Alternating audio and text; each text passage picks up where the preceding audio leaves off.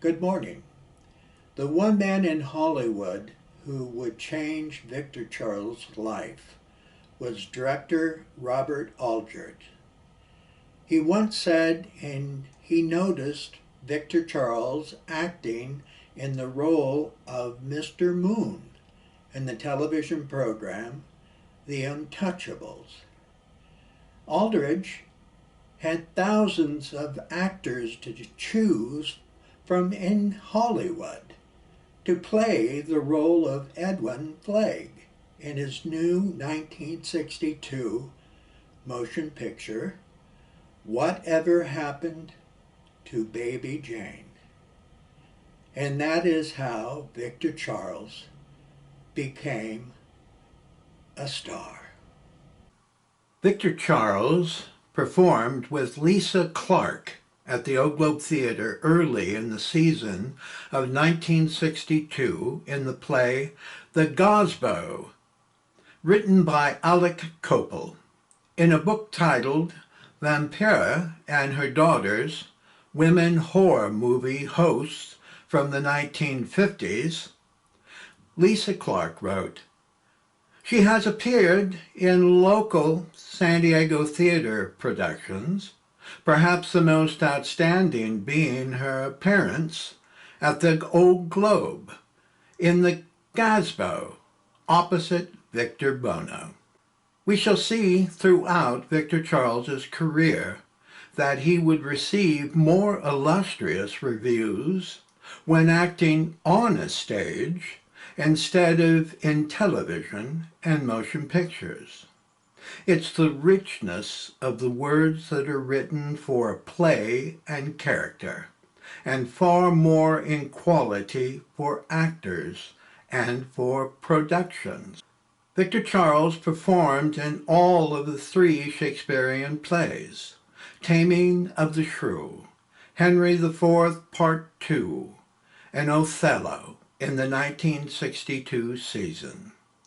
This would be his last time acting at the Old Globe Theatre Shakespeare Festival until coming back in 1974 to play Sir John Falstaff.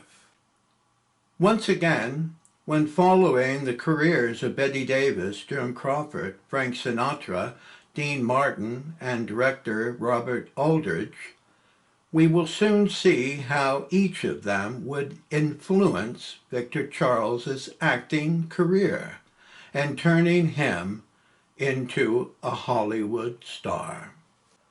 Both Davis and Crawford were entering that unfortunate time when actresses have grown older and their images losing their brightness. As for Victor Charles, he wasn't known as an up-and-coming superstar in motion pictures yet, and in minds of many, he appeared to be a great gamble for director Robert Aldrich. All 3 of them, Davis, Crawford, and Buono, all carried luggage that easily could sink a ship, but Warner Brothers stood firmly behind Robert Aldrich's talent and good sense. Director Robert Aldrich stands alone from others who opened the door for Victor Charles to become a Hollywood television and motion picture star. There were 4 other strong and influencing mentors that forged him in his life, but Aldrich was the one holding the golden key that opened the door for Victor Charles's career. First, it was his grandmother, Myrtle Keller Boldovich. I called her Granny Grunts when growing up, and she encouraged him how to act with his facial expressions and his articulate tones of words he spoke. And there was his father, Victor Francis, who introduced him to various men from the Sicilian culture of the mafia. He may have learned at 15 years old their vocal tones, characteristics, and physical poises. In doing so, Victor Charles may have learned how to be a much older person than he truly was, and he would never be intimidated by anyone else by carrying the confidence and stature of a more mature man. Then there was Father John R. Ahern at St. Augustine High School, who taught him to love the poetic words of William Shakespeare. He also was the first director to teach him in the disciplines of how to stand on a stage and gracefully move down stage or up. Father Ahern also shined a bright light in Victor Charles's heart and mind with his religious beliefs that helped him to make important decisions throughout his life. Director Craig Knoll of the Old Globe Theater saw Victor Charles performing at the San Diego Junior Theater in 1953, and he immediately noticed his skills as an actor. It wouldn't be long until he would be directing him in Ben Jonson play Faupoon in 1956 at the Old Globe Theater, and he helped Victor Charles to win the Atlas Globe Award for Best Actor of the Year. Peggy Kellner was his first female friend to show him the ropes of becoming a professional actor. She was director Craig Knoll's right-hand woman who could do absolutely everything at the Old Globe Theater. She was an actress, director, set designer, and she was a world-class costume designer, too. I had the great pleasure in 1974 visiting with Victor Charles and her at the Old Globe Theater.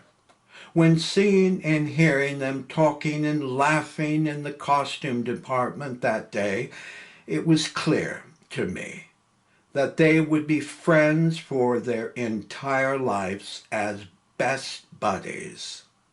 And that is exactly what happened. The one man in Hollywood who would change Victor Charles' life was director Robert Aldrich.